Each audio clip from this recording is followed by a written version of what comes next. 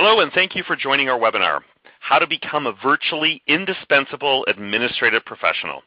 I'm Robert Hosking, Executive Director of Office Team, and in celebration of Administrative Professionals Week, we are thrilled to have you join us for this informative webinar. Before we get started, I'd like to address a few housekeeping points. First off, the webinar recording. So in case you missed part of the presentation or you'd like to share it with others, this webinar is being recorded, and you'll be able to access the recording a few hours after the live event using the same link that you used to join the webinar. Following the webinar, you'll also receive an email with a link to the archived version. And your webinar player, your webinar console features several widgets across the bottom of your screen. So if you take a look at the bottom of your screen, you'll see the widgets which will help you enhance today's discussion. And you can scroll over each icon for a description of what it'll do for you. Submitting questions. So we'll have a Q&A session at the end of this webinar, and you can enter your questions at any time throughout the webinar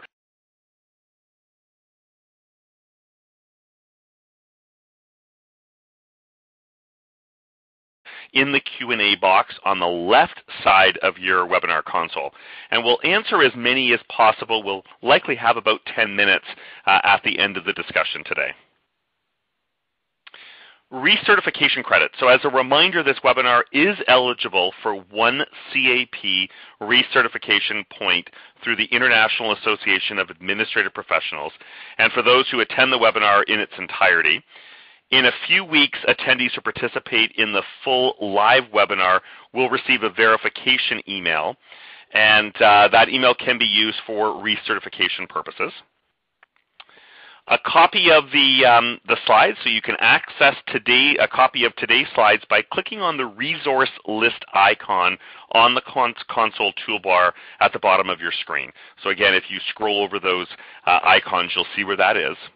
And it's the green icon with a folder on it, and that's where you can access the slides. From a technical support standpoint, click the yellow icon with a question mark on your console toolbar for resources and information. And Twitter hashtag. We will be live tweeting today's event using the hashtag IndispensableAdmin, so feel free to tweet along. All right, so we are going to get started. And as I mentioned, I'm Robert Hosking, the Executive Director of Office Team. Office Team is the world's leading staffing service specializing in the temporary placement of highly skilled office and administrative support professionals. You can also read my full bio by clicking on the speaker bio icon on your console toolbar at the bottom of your screen. So today I'd like to speak with you about how you can build a reputation for being virtually indispensable and advance your career as an administrative professional.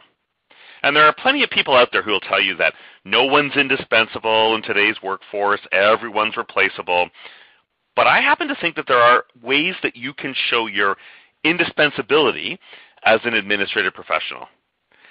The best support professionals aren't just supporting players. They add value in a way that makes them critical to an organization's success. So how can you become an administrative professional that has a reputation for being indispensable? Here's what we'll cover in the presentation and we'll talk about today. Number one, the skills and attributes that companies are looking for in today's administrative professionals. Number two, how you can use those skills and attributes to add value to your company. Number three, how you can enhance your visibility at work and make sure that you're being noticed for the contributions that you make. And number four, how you keep up on new trends in the administrative field so you can remain an indispensable part of the team. Now, before you can become that administrative professional that everybody wants to work with, you must understand what employers are looking for in support staff these days. And according to research that we conducted, so that Office Team conducted, an indispensable administrative professional has industry-specific knowledge, technical expertise, strong communication skills, the ability to control costs and initiative. And we'll take a closer look at each one of these attributes and get into some detail with those. So first, There's industry-specific knowledge. Each business sector has its own terminology, its own systems, own best practices, and top-notch administrative professionals keep up on all of those things and stay current with those. Hiring managers, and in particular, when they're looking for individuals for their team or looking at success factors, they consider specific industry experience invaluable because of the type of familiarity that it often means new hires are able to begin contributing immediately. So when somebody starts, they're able to very quickly jump to the task because they understand those terminologies. So employers prefer administrative staff who are aware of the 3 T's. And you'll see on the slide the 3 T's mean terminology, trends, and technology. So number 1, knowing the language and terminology of the industry and feeling comfortable using it. And they can help keep up with and contribute to everyday conversation because they understand the terminologies associated with that. Secondly, they're well informed about the trends that are currently affecting the industry. So what's going on outside of the organization, but the things that are happening within the industry that may be impacting the company, and are always thinking about ways that those trends could affect the company. So thinking about proactively, how could this trend or whatever is going on in the world today, how could it potentially impact the organization or the company?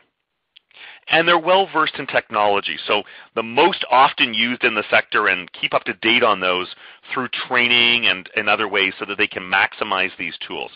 So for example, in the nonprofit sector, that often includes software such as Razor's Edge, where knowledge of Razor's Edge would be particularly important.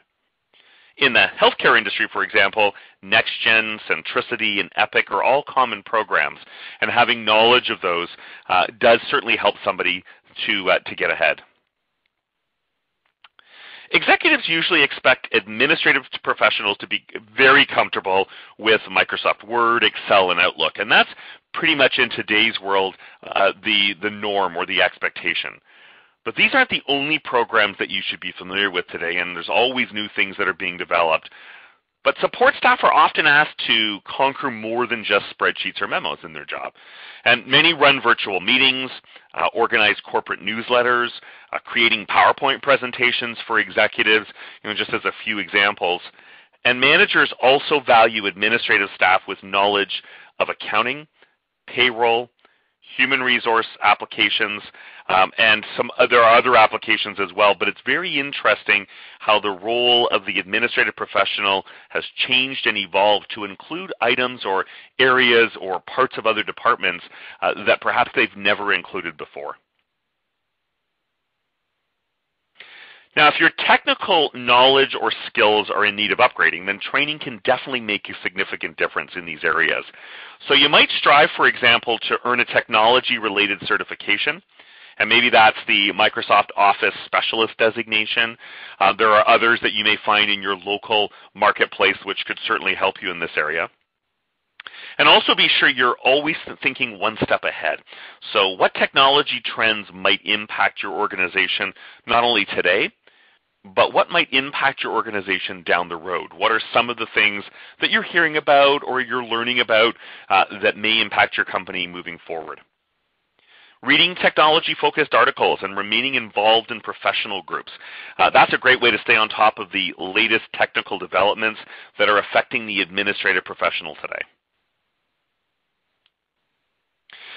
Now, on to social media. So you also need to be familiar with social media.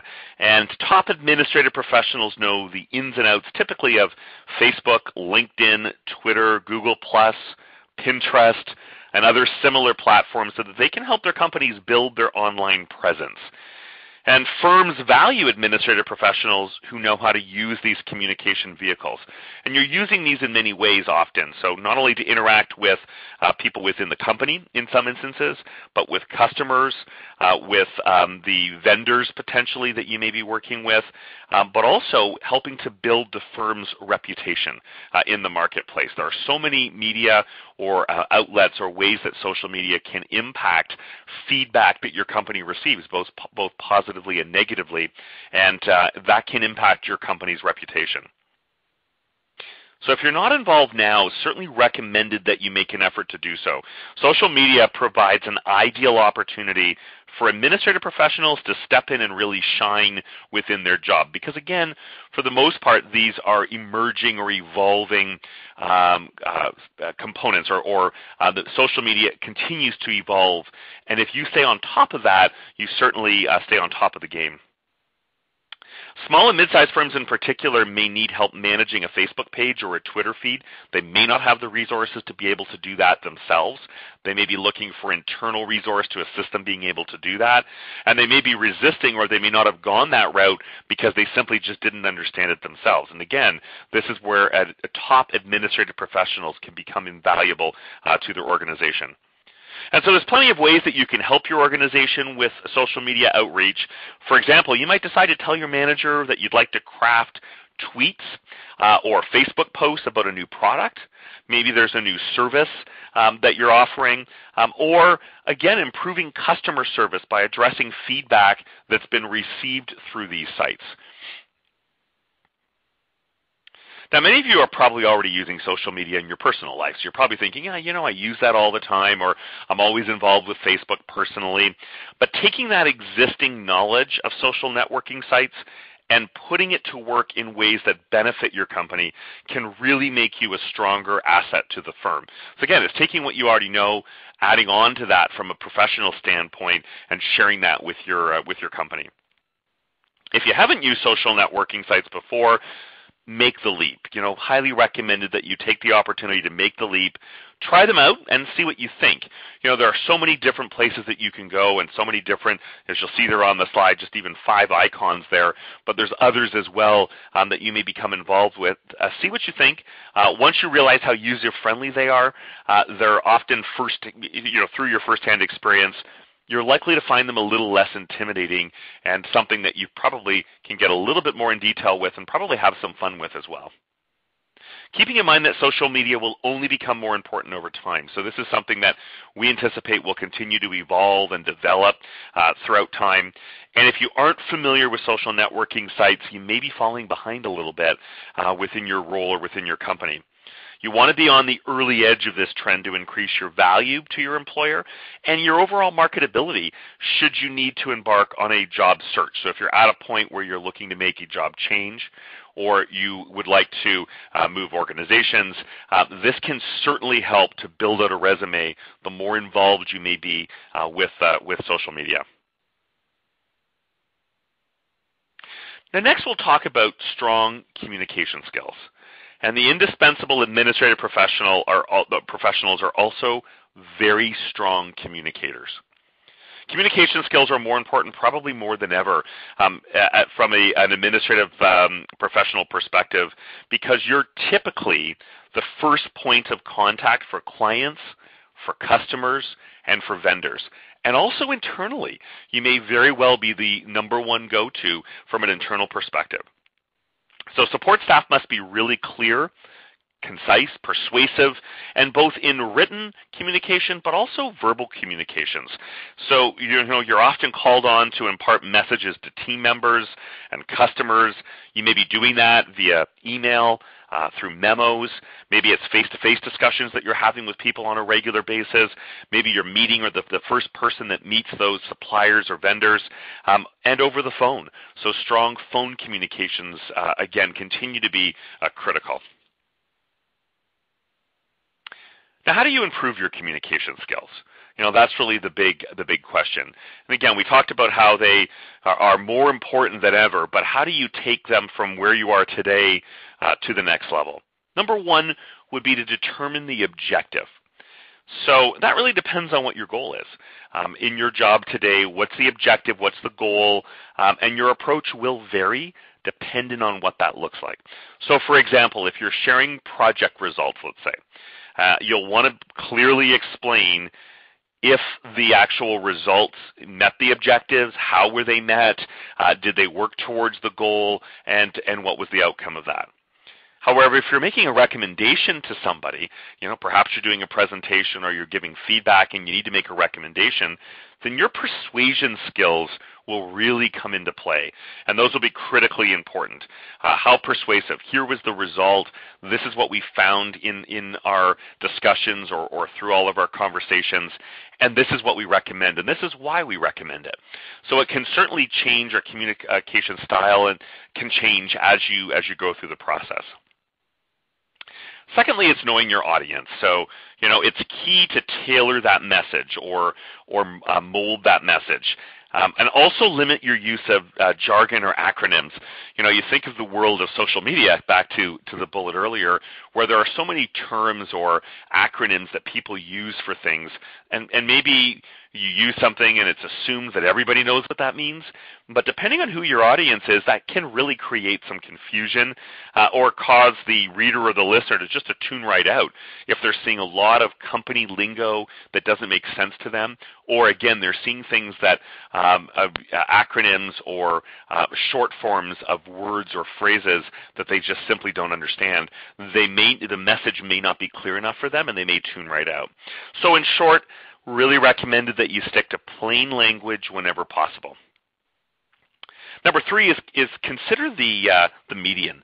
Today's professionals are expected to use an array of communications tools, and again, whether that's email, instant messaging, maybe it's online video conferencing, social networking platforms. And while they allow us to share information and interact with people in the office or around the world, being an effective communicator requires knowing the digital protocols for each medium and when it makes sense to use each mode of communication. And, this is really important, particularly if you're setting something up, whether that's a video conference, and knowing how to use all the ins and outs of that tool so that you're not the one left after start time trying to figure out all the ways to get it to work, or it's not working, making sure it's set up properly. But the median is particularly important. And when is it important to use the video conferencing? When's it more important or appropriate to just connect with somebody directly on the phone? The fourth would be being succinct. So help your audience focus by immediately letting them know the topic you're addressing and why it's important to them. Back to that old adage of what's in it for me. How's this going to impact me in my world? That's the best place to start. Here's the objective. Here's what we're trying to accomplish, and here's how it will impact you, the listener, or the participant in the group. And also avoid providing too many details. Sometimes it can be information overload, and we can get caught in the weeds with just so much detail that it becomes confusing, or just potentially even run the risk of being boring or not interesting to the person who's listening to it, because there's just so much background information. So it can really cloud the core message. And again, always just be thinking about what is the message, what do we hope to accomplish in this meeting, how are we going to get there, what are the steps to get there, what's in it for you, and let's get right to it. And then assess your words. So carefully evaluate your wording in all business correspondence. And, again, in today's world of social media, shortened messages, very quick responses, sometimes messaging can be miscommunicated or misinterpreted. And sometimes things are said maybe that are interpreted a different way from the person who's reading it than what you may have intended. So if there is any information that could create confusion or be misinterpreted, really try to re-clarify that. Reread your memo or your message multiple times. Dig through, does this answer the question that we laid out at the very beginning? And if you're unsure, ask somebody. Ask a coworker, somebody whose opinion you value, and ask them to be very specific with you. Meaning, I need your honest feedback on this. What does this look like? Does this make sense? This is what I'm trying to convey. When you read this, do you get this from this memo? And, I can speak from a personal experience. I put together an email that went out to a senior leadership group within our company just the other day, and I had 3 people reread it for me because I wanted to ensure that that message was really, really clear and succinct and what the action was from that. And so the more people you can have weigh in, or the more time you spend doing that, the more the benefit will be there for you and confusion will be avoided. Companies also are seeking administrative professionals who can keep an eye on the bottom line. And they're really looking for people who find ways to save money and help their department become more efficient. Certainly coming through the downturn, and many of you on the phone today knew what that was like, where we companies became very, very focused on controlling costs and every penny counts. And that's still something that's very important to organizations today. How do we increase and improve efficiencies? How do we can continue to control costs? So showing initiative in this realm is one surefire way to become viewed as indispensable, taking the lead on some of this, which is particularly important. And since you're on the front lines every single day and you see it, so you are the person that has a hand in selecting vendors, negotiating contracts, overseeing your team's day-to-day operations, those are the things that you're involved with every day. And you're in an excellent position to really help the company control costs because, again, you're seeing it, you're hearing it, and it's something that is really, again, a place where you can show initiative and provide honest feedback to the leadership team within your company. So how can you earn a reputation for controlling costs? Number one, it's, by looking for opportunities to reduce expenses. That's the best place because you're already spending money there. It's not like you're cutting something necessarily, but it's recommendations for places that you can reduce expenses based on money that you're already spending. So for instance, if it's been a while since you solicited vendor proposals for your office supplies, take the initiative and see if you can find a better deal for your company. It's unfortunate, but often if you've worked with a vendor for a long period of time, there are things that are sometimes taken for granted, meaning, price increases are passed along and, you as a vendor figure, well, I'm buying it. It seems like it's reasonable, but there may be incentives or there may be programs where you could see a reduction by going to a competitor. Or maybe it's just simply going back to those organizations and asking for a break or a discount or an expense reduction in certain areas where possible. You don't necessarily know unless you ask, and sometimes when you ask, you may be surprised at what you're told. Another idea, volunteer for roles focused on cost savings. So many firms are developing and maybe have already developed interdepartmental teams to identify ways to save money. And this is great. And by the way, if your organization doesn't have this today, this is a great opportunity or a great place to show your initiative and talk to your manager or talk to the person who you report to about perhaps looking at exploring this as an option and setting this type of a team up. So talk to you if it does exist. Talk to your manager to see if you can become an active participant. And again, you'll be in a position to interact with other people from other departments to make recommendations that can benefit the company. You'll probably start off with less visible or maybe smaller tasks at the very beginning. So for instance, you might review incoming invoices for accuracy and potential cost savings within those. As your expertise grows and you're more involved in that committee or in that group, and you develop a reputation for making a difference, you can ask for some additional responsibilities as well, and that can certainly help you and continue to evolve in your job. Likewise, think about processes within your group. So those things that could be performed more efficiently. What are those things? Maybe within your own team. So another way, and use your communication skills to present your ideas clearly and persuasively to your manager. Here's what I've observed. Here's what I'm thinking. Here's a solution that I'd like to propose, and I'd like to talk about how we can move forward with that. And then let your manager know if you'd like training in budgeted and financial issues. And in an office team survey, 94% of administrative professionals that we polled who received this type of training said it was valuable and helped them become more cost effective. And so there is often training that's provided locally within your company. It may need to be external training, but this is an invaluable way so that you can stay very, very current and, again, lead your career into other areas within the company, maybe items that wouldn't have necessarily hit an administrative professional's desk a number of years ago are now critically important today. But before you approach your boss, just make sure that you've done your research. So if you are looking at a class, make sure you've done your research to see if there is a class that might be suitable. That way you can present that as a suggestion to your manager. And if training resources are limited, so if there isn't a lot of money there in your company and you know that, you might want to find instead maybe there is a mentor or somebody that you'd like to be partnered with within the company. There's no cost associated with that to the organization, but it benefits you and certainly benefits the mentor as well because you can share and learn from one another. And maybe they can help boost your knowledge in that particular area. Initiative. And of course, as you think about initiative, employers value administrative professionals who take initiative. Every day new situations arise in the office. They require quick thinking and immediate action. And so it's particularly important that the most highly valued administrative professionals can stretch beyond their job descriptions. And this is particularly true because many companies have consolidated positions over the years. New roles have been created, but also a number of roles have been amalgamated or merged. And it's no longer about thinking that this is my job description. This is where I am. I'm in the box thinking. This is thinking outside of the box. How do we kind of push the corners and see what other things we can do? And initiative is the key word beyond that. So pushing beyond your job description and talking about and finding ways that you can benefit the organization that way. So one way of being involved or finding ways to show your initiative is to get involved with event planning. And managers turn to administrative professionals for many tasks. And many of you may be listening in and thinking, gosh, I'm already doing that. That's already a big part of my job, which is very true.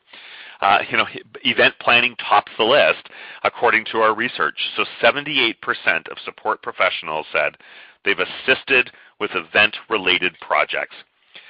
So to increase your involvement in event planning, mention your interest to your manager. And again, it goes back to that open communication, making sure your manager is aware that you actually are A, interested in this, and B, are prepared to get involved or more involved.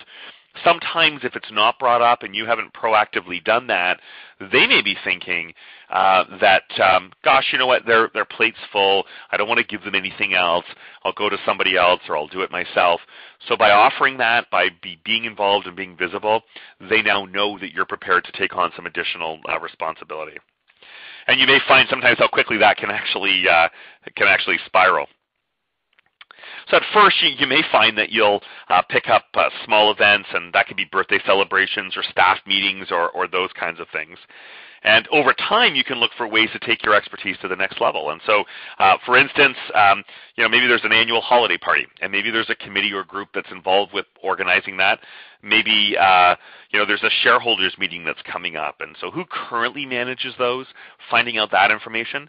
And then take, again, to your manager, here's some things I'd like to become more involved with. It takes a team to coordinate these functions typically. These things don't happen by just one person managing all of those. So event leaders probably are going to be very enthusiastic to have you join the group, and you may find yourself moving into an event leader role down the road. Also, take the initiative to learn more about event planning, and you can do that, again, a couple ways. Number one, by reading industry publications. You can also attend administrative association meetings that focus on the topic. So is there anything that's going on in your marketplace that may focus in on this area? And you might even consider a course in event management. There's more and more opportunities and courses in this area that can really help develop that part of your skill set.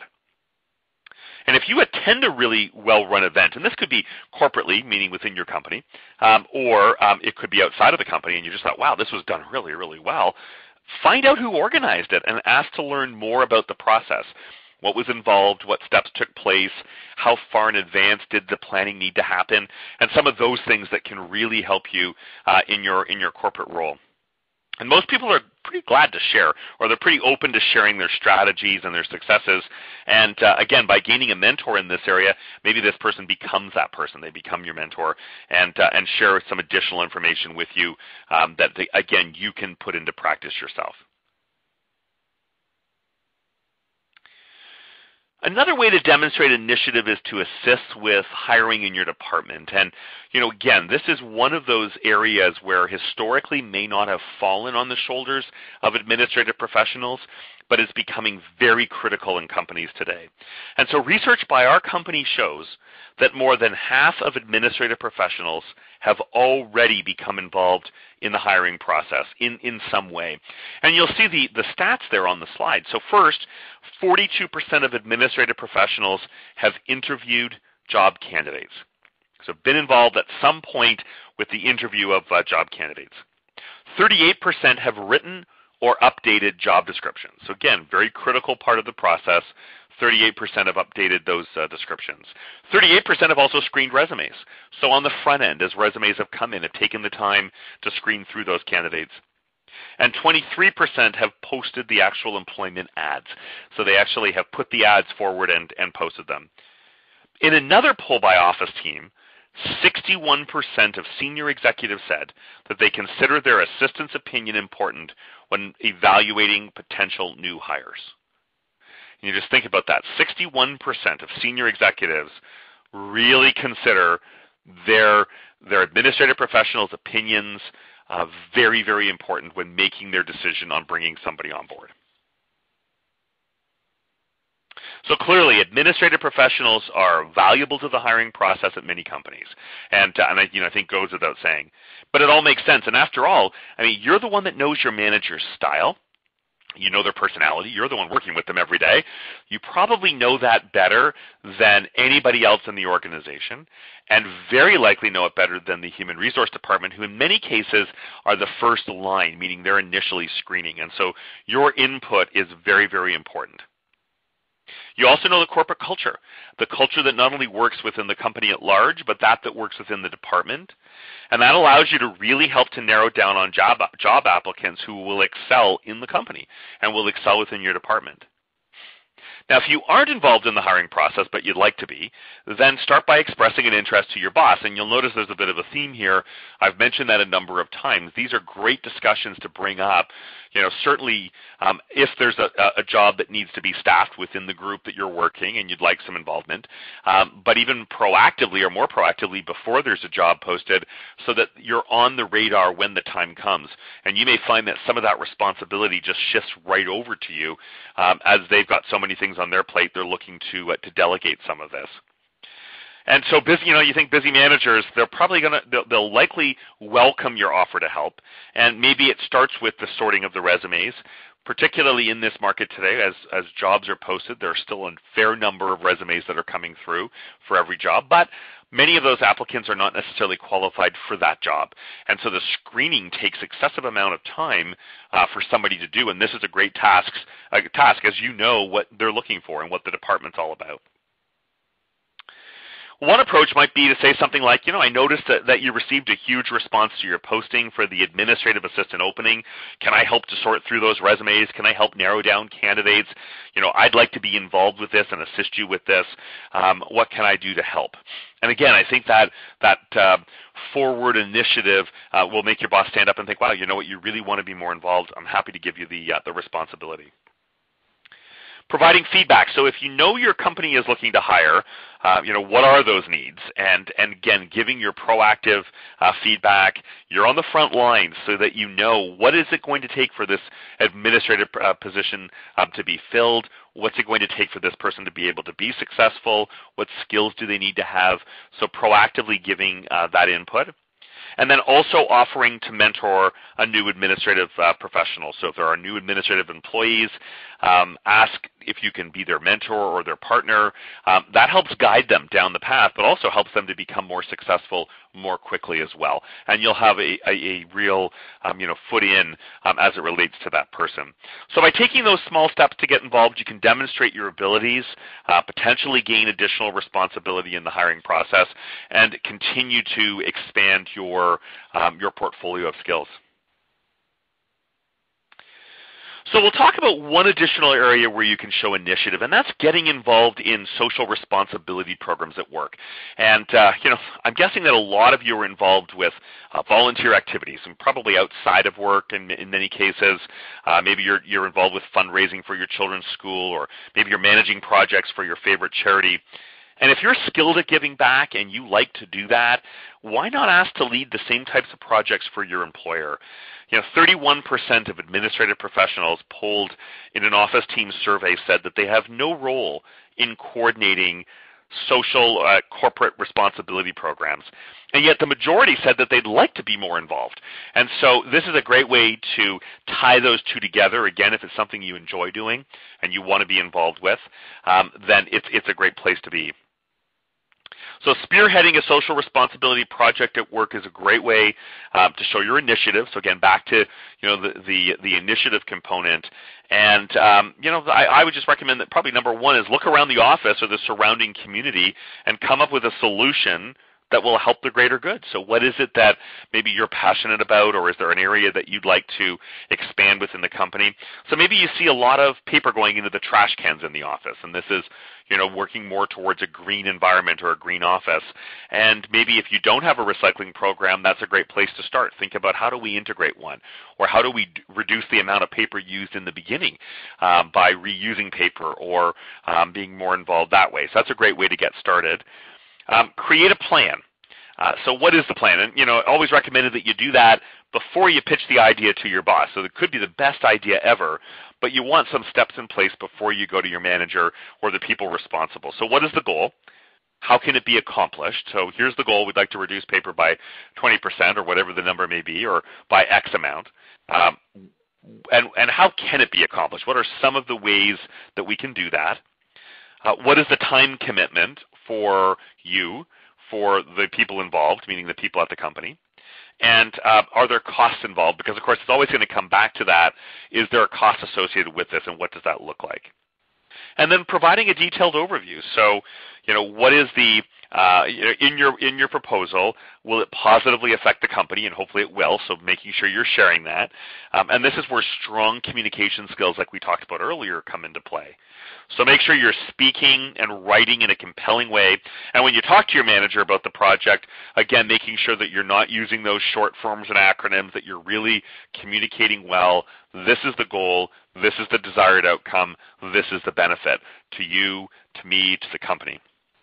And remember, too, that if your company has an existing social responsibility program, it may be as simple as, again, as going to your manager and asking proactively if you can actually be involved in that. Think about your professional strengths and the skills that we've just talked about. So we have a lot of dialogue around strengths and skills. And where do they align based on what we've talked about? Some of these things you're probably thinking, yes, this is my absolute core strength. I'm very, very solid in these areas. But then more importantly, where do they differ? So maybe are there areas of gaps or kind of a skills gap for, if you think about it that way. And training can help you close those gaps between your skill set and those of the indispensable administrative staff. And as much as you may recognize a need for training, you might be nervous about asking for it. And I think that's pretty standard. Not sure if I ask for training, am I going to get it? So keeping in mind, though, that on the flip, most managers love it when their employees seek to boost their skills, because this only enhances their value to the company. And a manager will see this as a benefit and also see it as initiative. So if you go to your manager and ask, they're likely seeing that as a positive.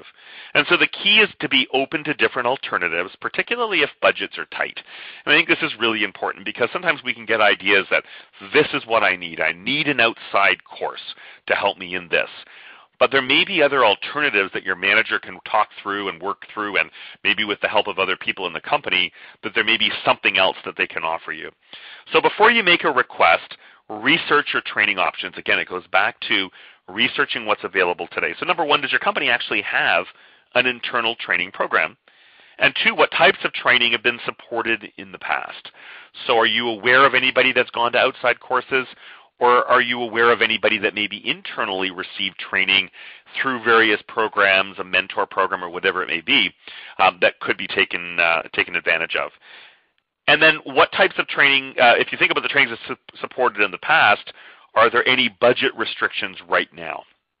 So it may be different than in the past. Is there anything that you're aware of or others are aware of that might restrict the expense? What external training options are available, and how do they align with what you're looking for?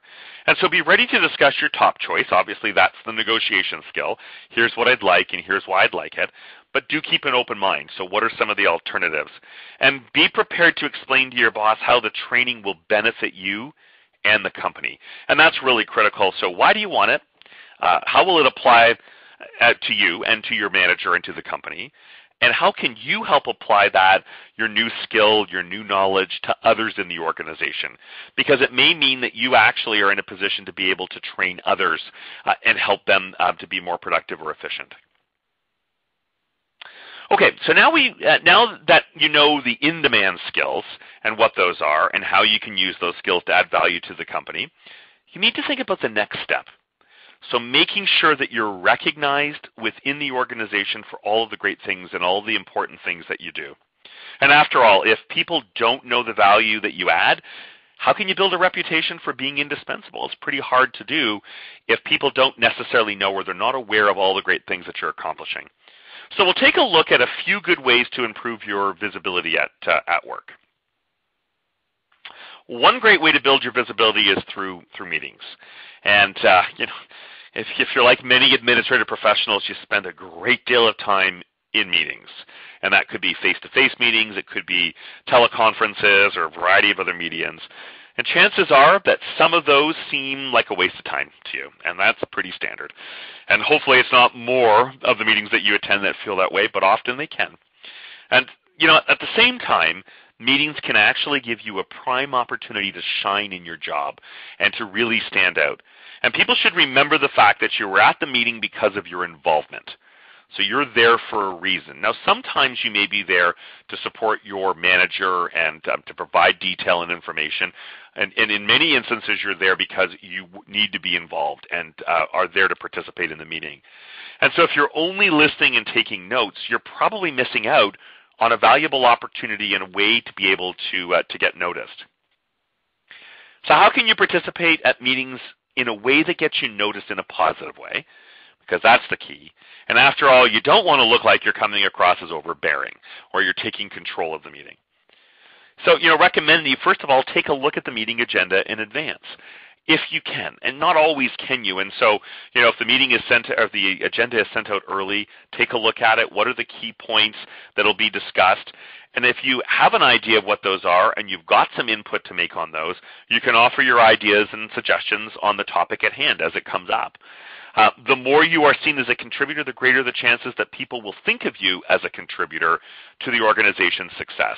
That was a great idea, or that was really good. And if you do it in advance, you can even jot some notes down of things that maybe you'd like to cover, or at least make sure come up in that meeting. Just be sure that you're not only offering the glass is half empty comments. And, that's the great way of generating the wrong attention. And what we mean by that is that if it's a negative or a criticism, then it comes across as that. It comes across as negative, and people start to feel as though it's a downer. So if there is an issue that you want to address, come to the table with a positive solution.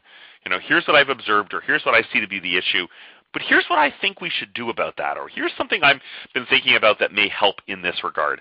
And so you're coming to the table with a solution. Also look for other ways to get involved at meetings, and maybe it's providing updates. So if appropriate, does it make sense for you to provide an update on something that you're involved with or something that you're working on? And again, every meeting's different, so you want to make sure that you're assessing that, but there's often a venue or forum that you can openly do that. Another important step toward building your visibility at work is finding various ways to get your name out there. And that means that if you're shy, or maybe you tend to stick with your close circle of contacts in the office, you may need to work a little bit on being a bit more social and being a bit more connected. And maybe sitting there thinking, well, why is that? Do I need to be? People have to know who you are and what you do if they're to understand your contributions. Because if they don't, you could be doing some of the best things that have ever happened in the company, and nobody's aware of it, maybe with the exception of your manager. So a couple of key strategies to help you stay on top of people's minds. Number one, saying hello. I know that sounds really simple and pretty basic, but that could be at a company picnic, maybe a holiday party. Those are opportunities when you've got everybody together, a little less stress. You're out of the work environment typically. It gives you the chance to be able to go up and proactively introduce yourself to somebody, let them know who you're working with or what department you work for. Maybe just as simple as, hi, it's Rob Housekeeping. I work as an administrative professional for the VP. I really would like to introduce myself. We haven't had the chance to meet. And pushing yourself sometimes in that direction. Joining a committee. Volunteering is a great way to get to know others in your company, and typically if you put your hand up to join a committee, there'll be a lot of people who will take advantage and say, hey, absolutely, we'd love to have you as part of the team. And then using your role to your advantage. And, if you think about, don't hesitate to share your name with those that you interact with on the phone or in person. And, an easy way to weave your name into a conversation is to say something like, "Hi, I'm Rob. Please let me know if I can provide any additional assistance." And I think that's really key, particularly for new employees who may not know you or may not know many people. This is a great way to establish that relationship from the very beginning. You're also then seen as somebody that's approachable, somebody that people can go to for questions or if they have questions, and does set you apart. And remember, too, that it's up to you to promote your contributions. And I can't stress this point enough. Managers may just simply be too busy to keep track of every one of your achievements. And so you need to make them aware from time to time what you've accomplished and what you've done within your role. And again, there are so many great things that you're likely accomplishing on a daily and weekly and monthly basis that often it's a simple matter of just reminding people of what you've done. And so for many of us, the idea of tooting your own horn's uncomfortable. Believe me, it's tough. But to get the recognition you deserve, you have to do it. And, the key is not to blast that horn, but to play a nice melody that's getting attention. And you're probably thinking, what is he talking about? What do I mean by that? If you aren't already giving your manager regular status reports on your work, take the initiative and provide brief updates. And, I would say that that's particularly important so that everybody's aware of where you're at in the project. And so if you're already providing those status reports, make sure that you're not downplaying your actions. And what I mean by that is you don't want to be too brief, or you don't want your language to be vague. And so here's an example, and you'll see on the slide, and I'll read through both of these. And this could be a way of presenting the same item, meaning that there's two ways of presenting the same item. So first example, and you think about which of these impresses you most. Number one, I trained other administrative staff on the new report writing guidelines. All right, that's pretty straightforward. That's a job description. Or I created handouts for other administrative staff with a checklist outlining the new report writing guidelines, developed a detailed presentation, and devoted 2 hours to leading a training session on the topic. Both could relate, again, to exactly the same deal. But the second example offers exactly the level of detail that you should be providing on your status report or update. You want to give your boss a clear idea of what you've accomplished and collect good news wherever it comes and keep it in a file. Meaning if you get response back from this or you get some praise from another employee or another senior manager, put it in a folder somewhere. Keep it there. This could be complimentary notes. It could be emails. It could be newsletters maybe that you're mentioned in, maybe something that you've accomplished or, again, something you feel proud about. And you can use this collection. I personally have one, by the way.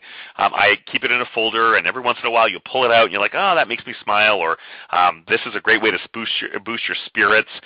But it also is a way to keep a track of some of those accomplishments, something that you can use in your performance reviews to reflect back, because as time goes on, all these great things sometimes get pushed to the side, not in a bad way, just simply because there's other things and other priorities that you're now working on. And then at the same time, be careful that your status reports aren't completely focused on you. So you also need to give sufficient attention to others who've assisted you. And this is really where it's giving credit where credit is due. So don't forget to point out team successes and give credit to others who've helped you. And that'll really help your manager see that this was a team effort or that you value teamwork and you're a real team player. Finally, aim to be a positive presence in the workplace. So when things become difficult or uncertain, people often get stressed out, get a little anxious, get a little nervous about what's going on. Nothing worse in a workplace environment than rumors, distrust. I mean, these things can spread so quickly, and they are just very destructive within a workplace. It can be hard to be positive, but it pays off in terms of morale, both your own and for others. It's amazing if you come in and you're smiling, the way that impacts other people, versus if you come in and you're frowning, or you've got your brow furrowed and you look very serious and anxious. So in your role, you probably interact with more people than most, and your attitude can make a huge impact throughout the organization. And this is definitely something that I must say is noticed by others. You know, if you're the person that's always smiling, positive, helpful, giving solutions, trying to help others do their job, continuing to do your job well, that gets noticed. If you're the person who comes in negative, isn't necessarily a team player or is involved much with what's going on in the office, that also gets noticed. And but unfortunately not in the same way that the positive does. So now you know the must-have skills and abilities indispensable administrative professionals have today, but those skills can shift quickly, especially in today's fast-changing business climate. You know, I just want you to think about the most important administrative skills 10 to 15 years ago, and I started in this business 19 years ago, and I think about all the changes that we've seen, you know, right from the things that were most important or the must-haves when we worked with companies to help them find the right person. And often they would say typing speed, you know, that's still relatively important. Paper filing, familiarity with programs, WordPerfect, Lotus Notes, Quattro. You know, these skills are still necessary in some roles to some degree, but in general, they're not nearly as important as they were in the past. The job has really changed, and the job has really evolved. So things are constantly changing. You must be sure to keep up with what's happening new in the administrative field and in your industry in particularly. Also keep in mind what your manager's needs and expectations are and how you can meet them.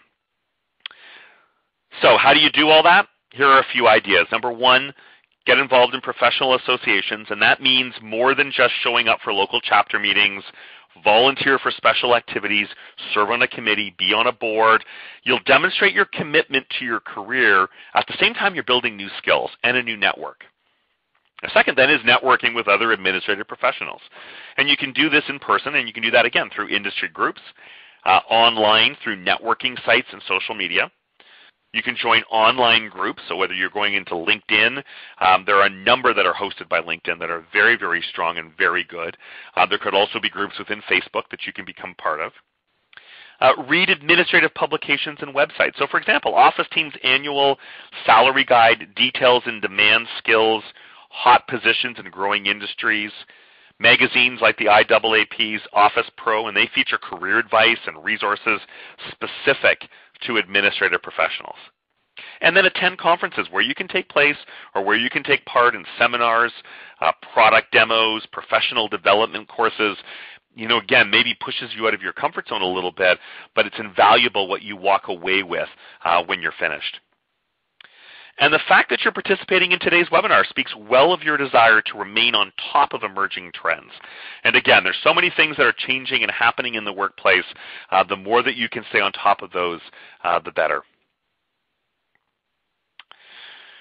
So, following the advice we discussed today, we can help you build a reputation as an indispensable professional and something that will have long-term positive benefits for you and for your career and for your company. And you'll be more likely to be considered for promotions and raises, and you'll be more marketable if you ever do decide to change jobs or if you're in that position right now. So now I'd like to respond to some of the questions that we received, and we've got a few minutes to be able to do that. And I'm just going to open up the questions here, and we'll share some of these with the group. Here's a good question. Should we be registered with all social media vehicles or just be aware of them? You know, it's a good question because there's just so many out there, and it can be very time-consuming and all-encompassing. And so, you know, I guess recommendation here would be if you have a couple or one or two that you really like, and that you're comfortable using and you use at home, or if there's one or two that others have said, wow, you should really be more connected through LinkedIn and get involved in some groups that way, or, you know, Facebook is really important to stay connected, then that would be the recommendation, maybe picking one or two that you're comfortable with and you'd like to explore in more detail and become really good at that, then I would say that's probably the place to start.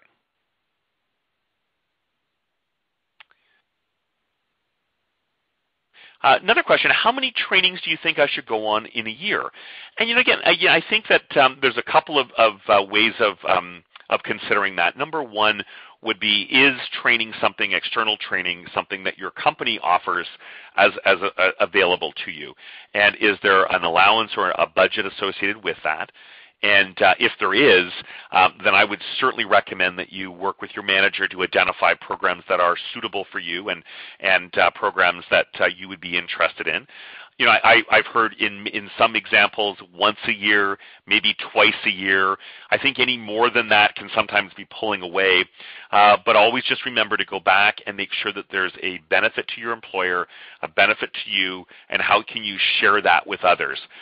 I also would say that if there's something specific that's happening in your company, so maybe it's a change, maybe your organization is going through a software upgrade, or they're going through a program change, or they're shifting, you know, something fundamentally, and there's training available for that to help you through that, I'd definitely be recommending you put up your hand so that you can take the lead on that, because you may find yourself in a spot where you're training others on that as well. Here's a question. How can an admin know if he or she is adding value to the organization if his or her manager is not giving feedback? And you know, I would say in this example, you know, the more you ask, the more you typically get. If you still are finding that you're not getting feedback, and you know, whether that's on a specific project that you're working on, or a specific, maybe it's a you know, something that you've been asked to do by that manager directly. Hey, can you take the lead on this? I need you to work on this.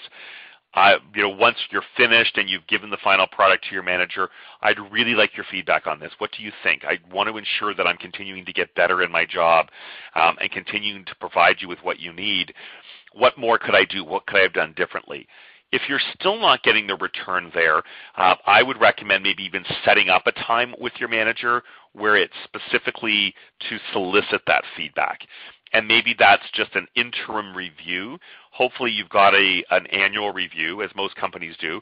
Some do reviews every 6 months, some even more frequently. So you may find yourself in a spot where, you know, you're asking for a review maybe even once every 2 or 3 months.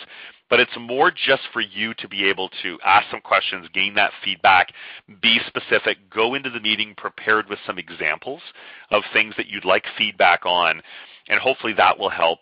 If you're still not getting from your manager, are there other managers or senior leaders within the company that you work with or have influence with or do things for from time to time where you could be soliciting some feedback from them? And go about it that way. So I think, you know, a couple of different approaches. I'd start with the immediate feedback, maybe then set up the meeting and then go to another. But you know, I think those are some good ways of being able to go about that. Here's how do you deal with a manager with multiple personalities? And you know, I mean, I think probably everybody's dealt with somebody who's got, you know, is a different person depending on the day, a different person depending on the scenario that they're involved with, the stress that they're involved with at that particular point in time. And that's often why that personality comes out, meaning on a day when there are fewer deadlines and there's not as much pressure, that manager or boss could be very easy to work with, providing feedback, very open, laughing, you know, much more inclusive. On a day when there's a major deadline, or maybe they've gotten themselves into a spot where, you know, they were in a dispute or they've been given some negative feedback personally, they can turn very quickly, become much more aggressive or angry. You know, certainly it's learning those times and learning those traits or characteristics so that you can react in the appropriate way when that happens. Likely at the time when they're much more focused and zoned in and demanding and need things right away, quick responses, being very quick to turn things around, being very proactive, offering solutions. Those are the kinds of things you want to be sure you're doing when they're in that mode. And again, on the flip, when things are a little more relaxed, asking them feedback, asking them, you know, how do we deal with that? I know it was a critical time for us. Can you give me feedback? Is there anything additional you'd like to see in this case? So that they're also aware a little bit that was the way that what that felt like, and maybe find ways to compensate or to overcome that the next time. What other advice do you have for improving your communication skills? And again, I would just say that ongoing soliciting of feedback from others, particularly in your written communication, if you feel that's an area of opportunity, there's certainly some courses that you can take as it relates to online communication or written communication. It's interesting. I was on the phone the other day with my godson, and we were talking about phone communication. So obviously he's not in the workforce yet, but his phone skills are very different than phone skills from when I was probably his age, meaning that was the primary mode of communication. And so the way that he communicated was very one-word answers, not a lot of detail. He's also a kid, so that's probably part of it. But it's almost as though he hasn't necessarily learned how to be on the phone because he hasn't needed to use that as a medium very often. And so if you feel you have a deficiency in one area, that's where I would seek feedback and advice from others. Did I communicate well? How did I do on that presentation? And ask other people in the group, what feedback can you give me? If it is verbal communication that you're concerned about or presentation skills, there are terrific courses that can help you in that regard and really push you out of your comfort zone with a group of people and help you stand up and do an impromptu discussion or an informal conversation. And I know many people find those programs very, very valuable because it helps to build confidence, but also instills, again, greater skills that can help take you to the next level as well. So unfortunately, we had some great questions, and I'm unable to get to all of them because we are out of time at this time. But I certainly hope that you've all found this information to be very valuable. We really appreciate you joining today's webinar, and thank you very much again. I wanted to wish everybody a very wonderful Administrative Professionals Day tomorrow and a terrific Administrative Professionals Week throughout the week this week. And again, thank you very much for all of your hard work, your dedication. We really appreciate it, and I look forward to speaking with everybody soon. Thanks, everyone.